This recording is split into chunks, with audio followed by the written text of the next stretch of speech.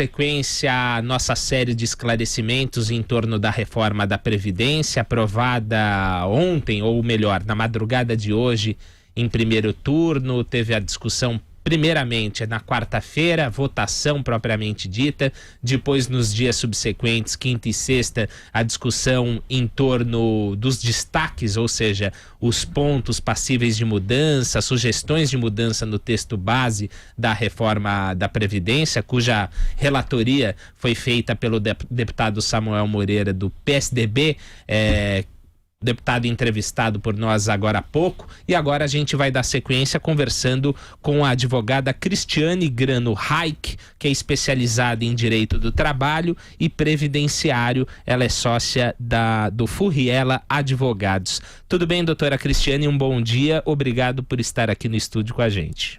Bom dia, eu que agradeço. Um prazer enorme estar aqui. Espero poder contribuir para a informação dos ouvintes. Irá, com certeza. Doutora, um bom termômetro para a gente saber como é que estão as dúvidas das pessoas em relação à Previdência, eu acho que é o telefone lá do consultório da senhora, os e-mails, chegando muitas dúvidas. Queria saber, a minha primeira pergunta é nesse sentido. Obviamente a imprensa fez um longo trabalho de esclarecimentos, a Jovem Pan aqui em especial até fazendo uma campanha pela reforma, vários programas, vários especialistas, consultores falando sobre a reforma, e também tem o trabalho da própria classe política, né? As discussões que ocorreram lá na Câmara dos Deputados nesse primeiro momento. Quais são as principais dúvidas agora, ou a dúvida principal? As pessoas estão sabendo o que de fato foi acordado lá na Câmara dos Deputados? Do modo geral, as pessoas têm consciência do que está acontecendo, mas é inevitável e muito legítimo, né? Principalmente quem está no sistema fica sempre com aquela dúvida: vai mudar para mim? Vai mudar muito? Vai mudar pouco? Né? E varia muito a resposta de acordo com a situação de cada um. Enfim, é impossível chegar aqui e dar uma resposta única para todos, né? Exato. E é muito legítimo que cada um fique preocupado com a sua situação, por mais que estejamos muito conscientes da necessidade da reforma. Eu já né? imaginava que a resposta da senhora ia por esse sentido, mas é bom a gente até externar, mostrar para os ouvintes como é que está a situação. Essa série de dúvidas é legítima e muito comum.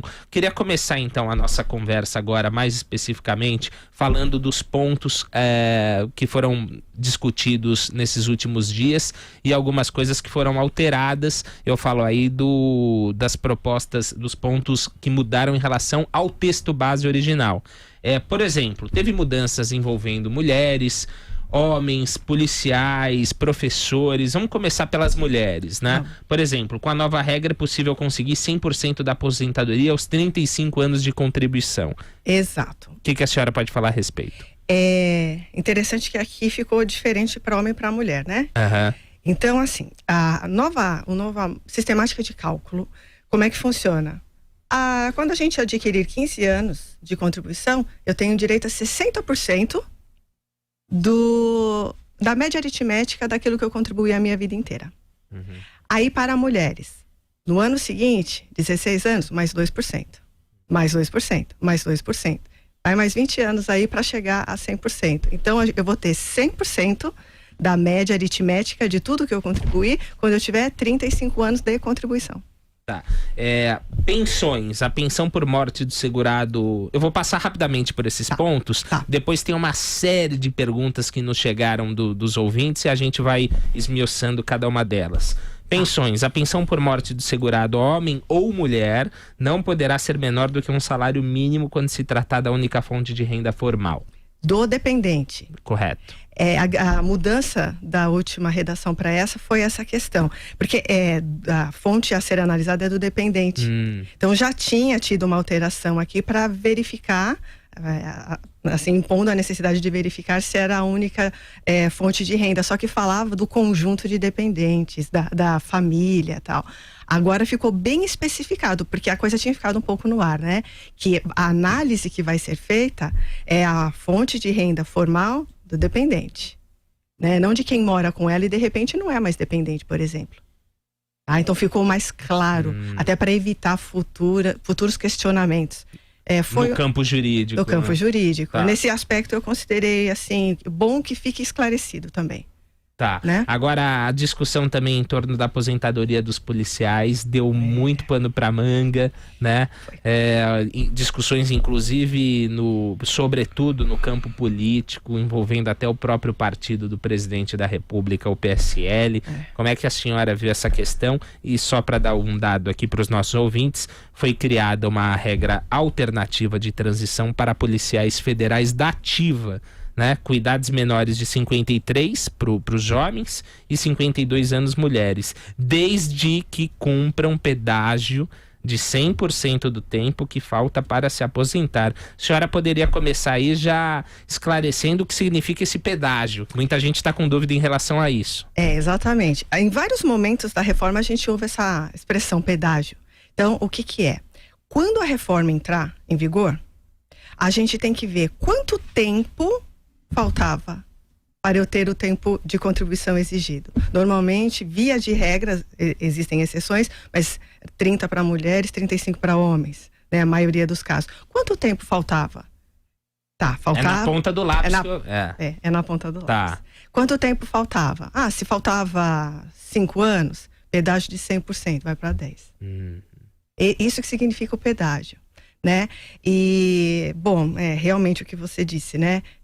Eu, na minha visão, foi o destaque mais polêmico aqui, né? O ponto mais controverso. Mais controverso, exatamente. Porque é uma regra de transição com uma idade bastante reduzida, o que destoa, né? Das outras hipóteses, do modo geral, né? Então, temos aí. E homens em geral, foi reduzida de 20 anos para 15 anos o tempo mínimo de contribuição, não é isso? Isso. O que, tecnicamente, a gente chama de carência. Porque, até deixa eu esclarecer isso para o pessoal. Como a gente tinha antes 2 aposentadorias, por tempo de contribuição e por idade, além de outras, a especial tal, mas as 2 principais, era por tempo de contribuição e a por idade. A por tempo de contribuição deixou de existir. Essa é a grande mudança dessa reforma. Essa é a principal mudança.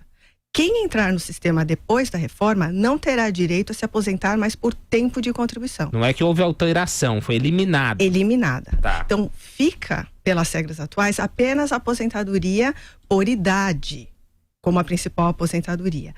E se exige, como a Previdência, ela foi, séculos atrás, lá na Europa, criada num modelo que se inspirou em seguros privados, né? Onde a coletividade que está trabalhando paga os benefícios de quem está recebendo benefícios previdenciários. Esse é o modelo de repartição. Cai num saco único, por isso que houve a discussão em torno da capitalização, né? Exatamente, exatamente.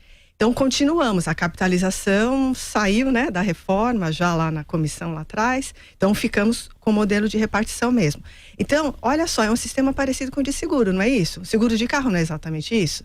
Eu não faço uma poupança, porque se eu bater no meu carro, a minha poupança vai cobrir a batida do meu carro. Não. É de toda a coletividade protegida, não é? A mesma coisa para a Previdência. Então, o dinheiro de todo mundo que está aqui na vida laboral, né, na vida de trabalho ativa, cobre o pagamento dos benefícios de quem está recebendo benefícios, ok? A senhora acha injusto? Equivocado? É engraçado isso, né? Eu sou previdenciarista, eu compreendo que esse é um sistema que está em crise. Eu já explico por quê. Mas eu não consigo deixar de me encantar com ele. Quando eu vi o sistema de capitalização, eu achei interessante que fosse algo misto, para a gente já começar a fazer uma transição, né? Mas, engraçado, eu tenho um apego ainda a esse sistema, né?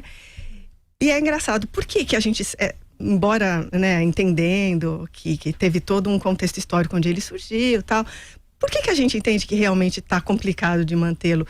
Por conta da pirâmide demográfica. Quando ele foi criado lá na Europa, e quando ele foi implementado no Brasil, a pirâmide demográfica, ela era bem assim, né? Muita gente nascendo, as pessoas morriam relativamente jovens, pouca gente chegava numa idade avançada. Hoje, a pirâmide aqui no Brasil, a gente pode considerar que ela está tendendo, está um trapézio, tendendo até um quadrado. Na Europa, já temos países que está invertido. E com um processo de inversão em curso. Exatamente. E qual é o agravante? Aqui no Brasil, a mudança do desenho dessa pirâmide aconteceu de maneira muito rápida. Muito rápida. Não é igual na Europa. Na Europa foi mais demorado. Então imagina, se equalizar e resolver o problema do sistema de repartição é um problema até na Europa, quem dirá aqui que a coisa aconteceu mais rápida. Então, como é que faz? A base que financia está estreitando. Como que outras democracias ocidentais avançadas nas discussões políticas e econômicas estão lidando com a situação? A discussão é intensa. E mundial. E mundial. Então, há várias vertentes, né? Há quem fortemente defenda a capitalização, né? E com um fortalecimento talvez paralelo de assistência. Então, pessoas que não conseguiram fazer a sua poupança em vida seriam cobertas por assistência. Só que aí, outro agravante do nosso país. O nosso dinheiro para assistência também é mais curto, né? Do que o de um país da Europa. Não é fácil. Se eu afirmasse hoje que o Brasil paga, na atualidade, por erros do passado nessa área, é uma afirmação correta? E se é correta, quais seriam os erros do passado? Na minha opinião, eu acho que não vou ser unânime, né? Mas nós já sabíamos disso em 98, por exemplo. Na reforma de 98, que até então era a chamada reforma da Previdência, na emenda constitucional número 20 de 98. Lá a gente já sabia que a aposentadoria por tempo de contribuição era um grande problema. A gente já estava acompanhando essa mudança no desenho da pirâmide de nascimentos, né? E se a gente pegar aí a história, não conseguimos tirar a aposentadoria por tempo de contribuição por um voto, né? Exatamente. Então, aí o que ficou? Olha quanto tempo a gente demorou para agir, né? Fernando Henrique Cardoso. Foi, Salvo engano, posso estar equivocada, acho que o ex-presidente Michel Temer, né? Era o presidente da Câmara, não era? Creio que sim, exatamente. Então, assim, demorou bastante tempo, né? Mesmo sabendo dessa questão que era uma bomba relógio armada, na minha visão, a gente demorou muito tempo, né? Se tentou, criou o fator previdenciário. Eu não gosto do fator previdenciário. Eu não gosto de caixinhas de surpresa no cálculo do valor do benefício da pessoa, né? Foi o jeito que arrumaram ali para tentar, já que, assim, olha o raciocínio, já que não conseguimos tirar essa aposentadoria, e que vai ser inevitável pagar a aposentadoria das pessoas por muito tempo, porque o sistema ainda permitindo que elas se aposentem muito jovens, e a gente vendo na estatística que elas viverão muito tempo, então vamos pagar muito tempo, por outro lado, menos gente nascendo, então menos gente financiando o sistema. Olha só o dilema. Então vamos arrumar um sistema aqui, um mecanismo, para fazer com que o valor dessa aposentadoria fique um pouco menor. Então, o fator previdenciário, ele tem vários elementos ali, inclusive a expectativa de vida do brasileiro. Então, foi o mecanismo que criaram, mas nem isso serviu para desincentivar as pessoas a pedirem a aposentadoria por tempo de contribuição, né? E a gente ficou um tempão sabendo de tudo isso e demorando para agir. Na minha opinião, essa foi, né, o grande pecado. Maravilha. Doutora Cristiane, outro grupo aí cujas regras foram alteradas, sobretudo em relação ao texto base da reforma da Previdência, como eu disse, aprovada em primeiro turno pela Câmara dos Deputados. Professores, o que mudou? Então, os professores também, né, uma idade bastante reduzida aqui, né, em comparação aos demais, mas também tem o pedágio. Então, ficou 52 anos para mulheres, 55 para homens, é uma regra de transição para eles, né? Com um pedágio de 100%. Né? Então, foram as duas grandes alterações, né? O dos policiais e outras figuras ali na mesma regra, como a gente já tinha falado, e a dos professores, né? Antes da gente passar para as dúvidas dos nossos ouvintes e espectadores, como é que a senhora poderia resumir o que aconteceu até aqui em torno da reforma da Previdência, em 2, 3 frases?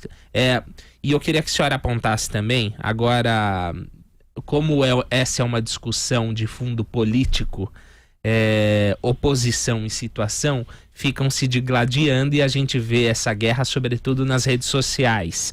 E aparece muito terrorismo, informações inverídicas, fake news, informações sub- ou superestimadas. Quais são esses principais pontos de controvérsia? Primeiro lugar, vamos ter calma, né? O mundo não acabou. Né? As coisas não foram tão radicalmente alteradas assim, Então, calma, vamos pensar direito, aqui cada um ver a sua situação, como é que dá para fazer.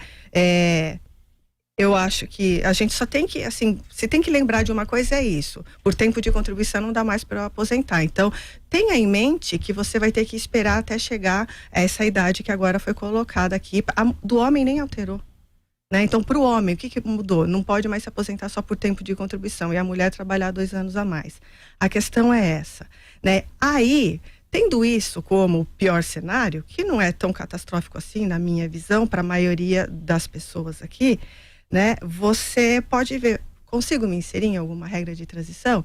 Então, eu posso dizer que a situação melhore para mim, que eu esteja incluindo alguma regra de transição, né? Acho que é isso. Doutora, as feministas diriam que a senhora tem lugar de fala. A senhora é mulher e especialista no assunto. A diferença entre homens e mulheres na idade mínima é correto? Então, eu tive aqui nessa semana, né? E o Augusto Nunes me fez essa pergunta. Eu brinquei com ele. Falei, Augusto, você quer que eu seja expulsa do meu próprio gênero? Porque eu não vou poder mentir. Eu não concordo com a diferenciação. Por quê? Porque estatisticamente a mulher vive até mais, né? Então, assim, não fiquem bravas comigo, por favor, né? Mas é minha opinião. Eu acho que tecnicamente, olhando os números, essa diferenciação não se sustenta. Eu sei, existem, né, as correntes que dizem, mas é porque tem a dupla jornada. Aí, né, como penso eu, já pedindo desculpas e respeitando quem pensa de maneira diferente, né? Eu não sei, eu acho que faltando tanto dinheiro assim para a Previdência, a gente ficar corrigindo equívocos de mercado de trabalho ou de ordem social aqui na aposentadoria, talvez não haja mais, assim, literalmente dinheiro para isso, né?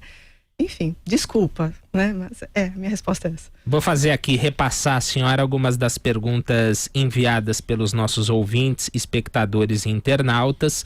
Não vou aqui dar o nome deles, se sintam todos contemplados. Primeira pergunta, quem nunca trabalhou com carteira assinada conseguirá se aposentar?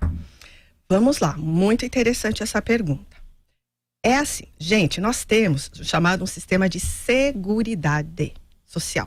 Dentro da seguridade, nós temos 3 áreas: previdência, assistência e saúde.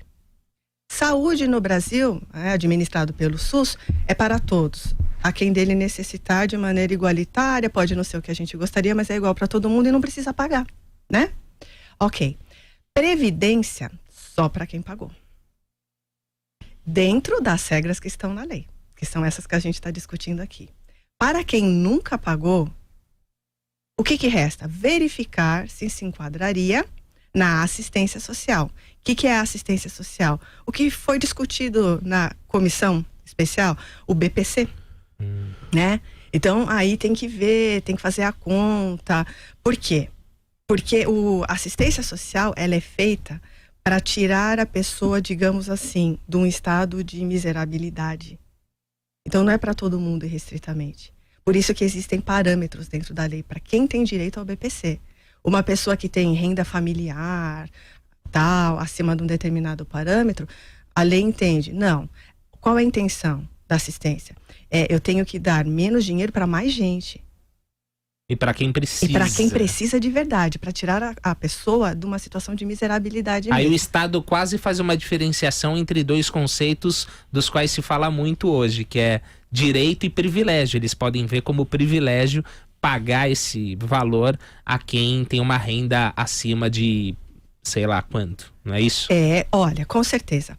Todo o sistema de seguridade que engloba, né, como eu disse, a previdência e a assistência, o intuito é esse. O intuito é dar uma renda mais ou menos igual para baixo para mais pessoas.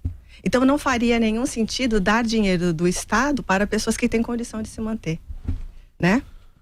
A gente está conversando com a doutora Cristiane Grano Reich, advogada especializada em Direito do Trabalho e Previdenciário, sócia do Furriela Advogados, contando na prática o que muda na aposentadoria. Ontem a reforma da Previdência, foram encerrados os trabalhos na Câmara dos Deputados, ainda a madrugada de hoje, votação em primeiro turno, trabalhos concluídos. Agora as lideranças da Câmara, bem como o seu presidente Rodrigo Maia, já manifestaram que o segundo turno ficou só para agosto. Os trabalhos serão iniciados no dia 6 de agosto e depois, passando pela Câmara dos Deputados em segundo turno, vai para o Senado para discussão no Senado Federal. Todo esse trâmite ocorre já que é uma PEC, uma proposta de emenda constitucional. Por isso, essa, entre aspas, burocracia / morosidade. 2 turnos na Câmara dos Deputados e aí os trabalhos são finalizados no Senado. A partir de agosto, a Câmara volta a se debruçar sobre o assunto. 9h39. Estou aqui no estúdio a Cristiane Grano Reich, advogada especializada em Direito do Trabalho e Previdenciário, sócio do Furriela Advogados, contando pra gente o que mudou nas regras da Previdência. Doutora Cristiane, tem muita gente que fala, nossa, Previdência é cercada de numeralha, de discussões sobre matemática, ter que fazer conta, mas tem uma história muito rica e interessante. Até quem gosta de história mesmo, da matéria história, a senhora aqui nos bastidores estava falando sobre o que mudou depois da Segunda Guerra Mundial. Antes da gente retomar as perguntas dos nossos ouvintes, conta isso um pouquinho, que a senhora estava contando aqui pra gente fora do ar. É muito interessante, porque quando que surgiu, pensa bem, é da natureza humana a gente se preocupar com o próximo que está passando por necessidade. Então, as primeiras notícias que a gente tem, assim, não são de pessoas se preocupando consigo mesmas. Como eu sobreviverei quando ficar mais velho? Como eu sobreviverei se eu ficar doente e não conseguir trabalhar? Não, as primeiras notícias que a gente tem é de assistência, né? A gente ajudando ali o colega de trabalho, o próximo. Bom, eis que tivemos as guerras. E aí, o que acontece lá na Europa depois da Segunda Guerra Mundial, né? Desculpa, na época da Revolução Francesa. O que nós tivemos, né? Assim, a Europa numa situação onde as condições de trabalho eram precárias, muito acidente. E daí se trouxe essa inspiração do seguro privado para dar uma proteção só para quem trabalhava, previdência. Eis que depois da Segunda Guerra Mundial, não tinha mais nem lugar para trabalhar, estava tudo destruído. A proteção precisa ficar mais ampla. Não basta apenas previdência, porque a previdência é quem trabalha paga e vai ter direito a um benefício previdenciário. E depois da Segunda Guerra? Não tinha, tudo destruído, não tinha sequer trabalho para todos. Surge então a necessidade do quê? De algo mais amplo. É aí que veio a seguridade, que envolve previdência, assistência, saúde. É uma proteção mais ampla. Percebe? Porque, assim, o contexto histórico onde surgiu uma e onde surgiu outra explica, né, as diferenças de característica. É bem interessante. Legal. Doutora, outra pergunta de ouvinte, um ouvinte homem, tem 49 anos e 33 de contribuição. O que muda para mim? Ele pergunta. Ele tem 33 de contribuição. E 49 anos de 49. idade. Olha só, né? Pelas regras de transição aqui, como ele não tem 35 anos de contribuição, fica um pouquinho até complicado de inseri-lo nas regras de transição. E a idade dele ainda é bastante jovem, né? Começou a trabalhar cedo, né? Mas essa é a realidade da maioria dos brasileiros, né? Essa é a questão. E é por isso que o sistema estava sobrecarregado, porque essa é a nossa realidade. A gente começa a trabalhar muito cedo, havendo a possibilidade da aposentadoria por tempo de contribuição, a gente se aposentava muito cedo. Porque nas regras de transição, a maioria delas aqui exige que homens tenham 35 anos de contribuição, para poder se inserir nas regras de transição. E ele ainda não tem, né? E quem tá fora? Pensa na regra geral. Ele já tem a carência, que é o tempo mínimo de contribuição, que é de 15 anos. Caiu, né? Para homem, estava 20, caiu para 15. E aí ele vai esperar a idade que, para homens, inclusive, a idade não alterou, né? A gente falou sobre vários pontos positivos da reforma da Previdência. A senhora até falou, calma, gente, vamos ter paciência, vamos estudar, ver qual que é o caso a caso.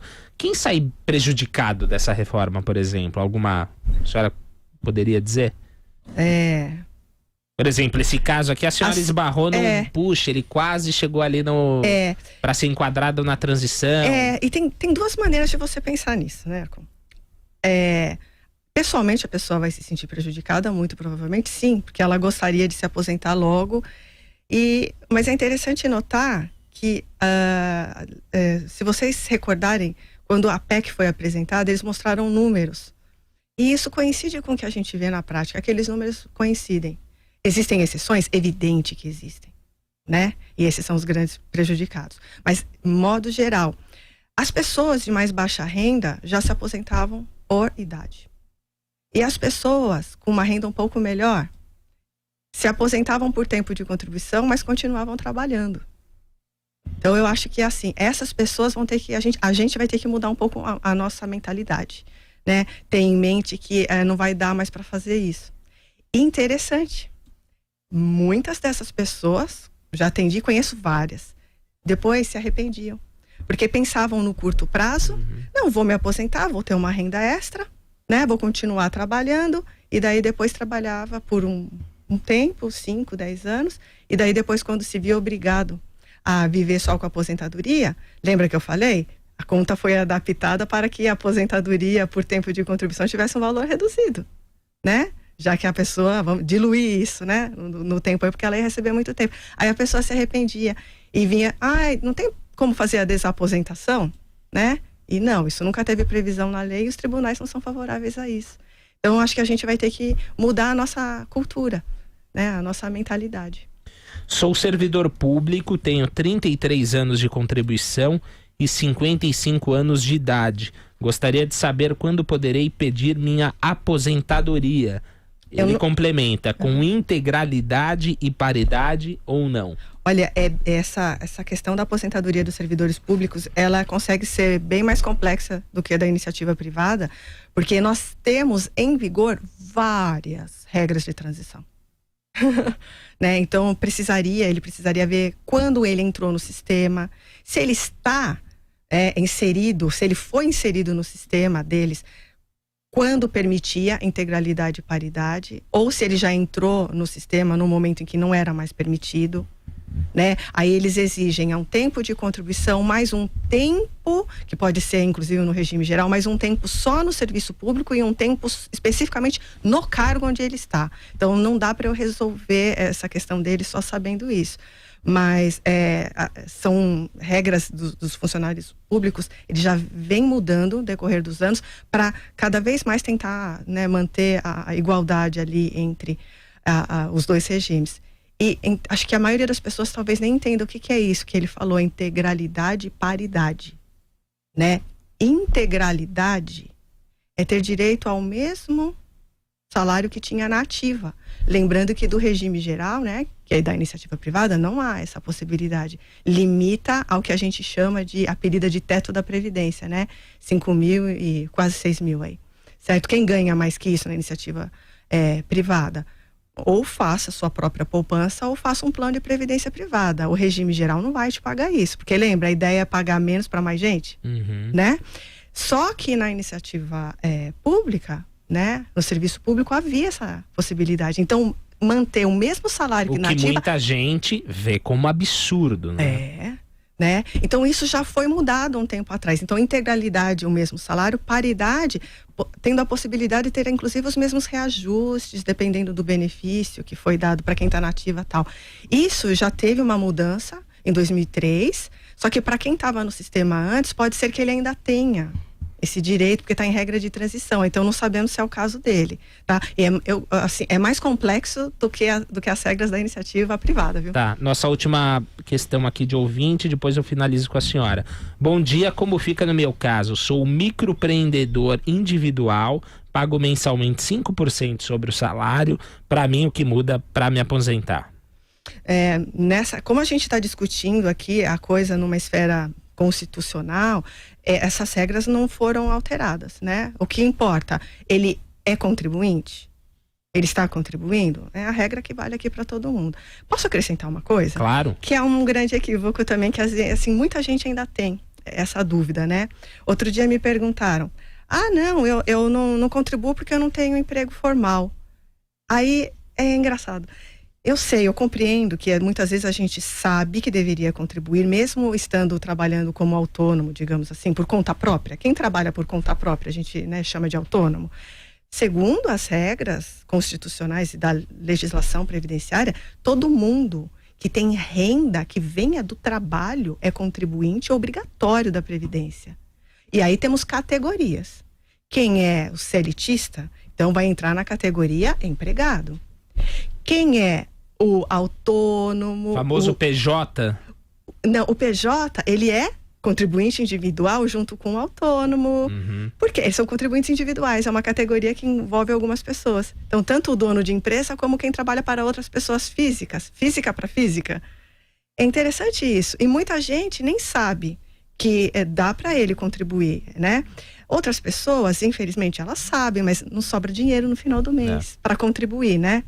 Mas, enfim, ele é uma possibilidade. Depois da reforma de 98, a gente teve algumas iniciativas para tentar trazer pessoas para o sistema previdenciário. Essa foi uma delas. Então, isso não teve alteração, tá? Doutora, para finalizar, como é que a senhora avalia a comunicação que foi feita pelo governo na tentativa de esclarecer a população sobre a reforma da Previdência? Eu acho que sempre pode ser melhor. Mas eu reconheço também que é um tema muito complicado, né? Difícil de explicar, mas eu fiquei feliz que vários meios de comunicação, acho que sobretudo a Jovem Pan mesmo, né? Ela, assim, eu acho que auxiliou o governo nesse aspecto, né? De conscientizar, explicar para as pessoas, trazer para uma linguagem mais fácil, mais acessível, né? Porque não é fácil de entender mesmo. Não é e nunca foi, né? Então... Teremos mais um tempinho aí ao longo dos próximos meses para discutir, para dirimir as dúvidas, com a votação em segundo turno na Câmara e depois a possível chegada da PEC ao Senado Federal. Doutora Cristiane Grano Raik, advogada especializada em Direito do Trabalho e Previdenciário, sócia do Furriel Advogados, contando pra gente aí o que muda na aposentadoria, respondendo as perguntas dos nossos ouvintes e internautas.